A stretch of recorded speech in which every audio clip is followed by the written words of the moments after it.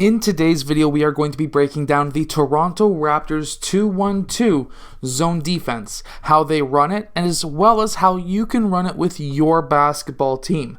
Let's get down and let's check out the Toronto Raptors. Let's go Raptors! Okay, so first off, what we have is something that looks like a 3-2 zone or something that looks like a 1-2-2. Either way, this is a 2-1-2 zone, and this is how we ran it when I was in high school with our club team, and this is actually a very good way of running a 2-1-2. So basically, we have two players here and two players down low. This player, who is OG Anunoby, he is running essentially the whole middle area. So basically, he is going to be the initial cover for the point guard.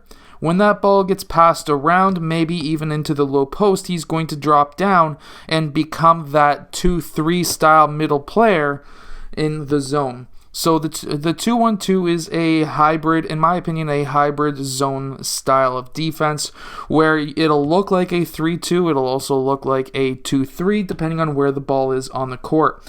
So what we have here, ball getting at the point, and they are currently running just a simple screen and roll offense. Now, what we have here is in this style of defense, they really want to plug up the middle so there's no penetration down the middle of the key. So after that screen happens, there's a quick pass on this side, and it looks like it's an open pass because we have Fred VanVleet, who is coming in, protecting that screen and roll. This allows players like Kawhi Leonard way back when he played for the Toronto Raptors to steal these passes to the corner, because what would happen is you have a big man, or not necessarily a big man. OG Anunoby is not necessarily huge, but he can guard big players. So even if this player was to set a screen and roll towards the basket, OG Anunoby would have just followed him, which allows Kawhi Leonard to be a risky player and try to pick off passes that are going to the wing or out to the corner. And that's what we have here. Now in this next play, we have a big guard in DeLon Wright way back when he played for the Toronto Raptors, and he was a big guard because he was like 6'8"-ish as a guard, and he has a super long wingspan. So he's able to play positions like this and still mix it up in the low post, which is why I personally really liked him as a guard. It's just sad that he couldn't shoot the basketball at a higher percentage with the Raptors. But as we can see here, this is something that looks like a 3-2 zone, because now we have a trap along the sideline, which is another thing that the Toronto Raptors try to do.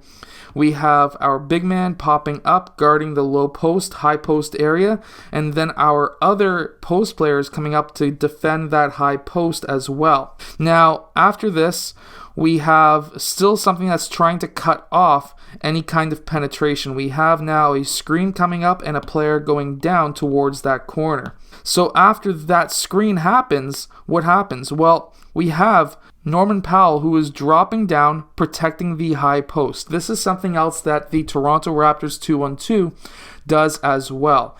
These wing players will guard that high post. This point player will travel from the point all the way down to the low block. And we can see that in a lot of different situations where he will protect the high post.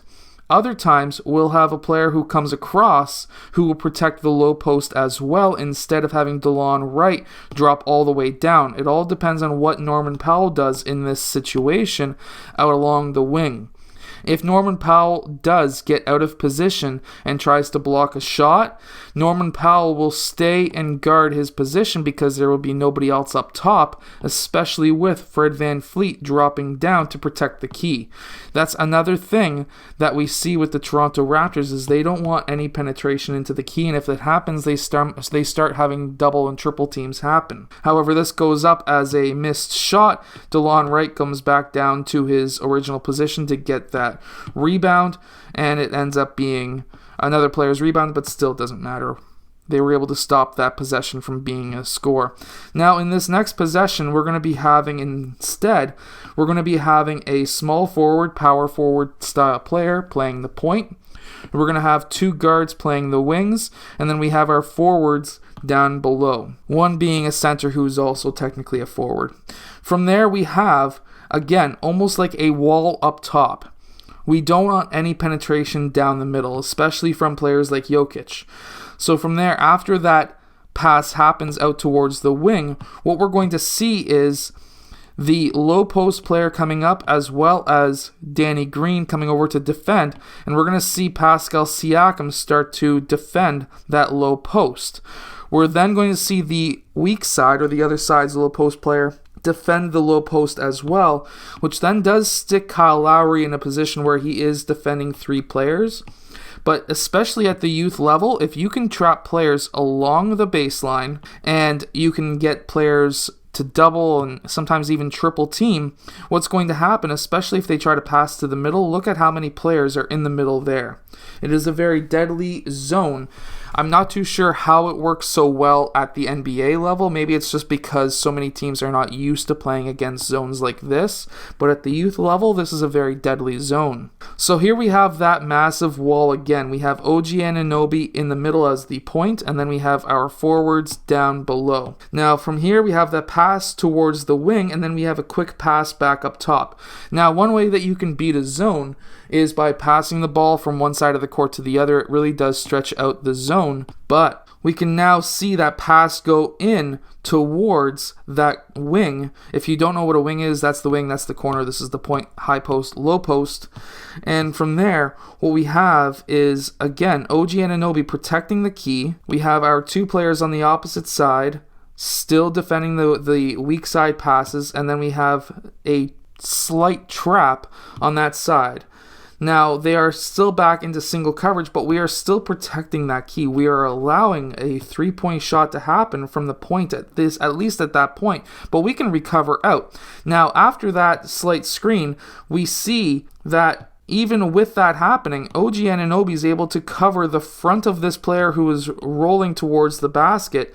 We do see Ibaka come in and defend the low post as well, and then we can also see OG Anunoby really try to protect the net and help with a trap along the baseline when that player does decide to drive baseline.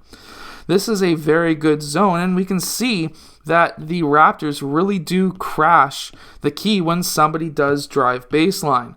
This does open up a lot of 3-point shot opportunities, but especially at the youth level, this is a much higher percentage shot than these shots are out along the 3-point line. So this is why I think that this style zone is still one of the best that you can run at the youth level. However, if you are looking for a really good zone, the zone down in the description below called the Unbeatable Basketball Zone Defense is very, very good. Basically, it's single coverage up here, and it's the double teams everywhere down here without leaving any single player open. This is a very deadly zone, so make sure to go check that out down in the description below. I hope that this video has helped you and your team win more games. If it has, hit that like button and subscribe, and I'll see you guys again next time.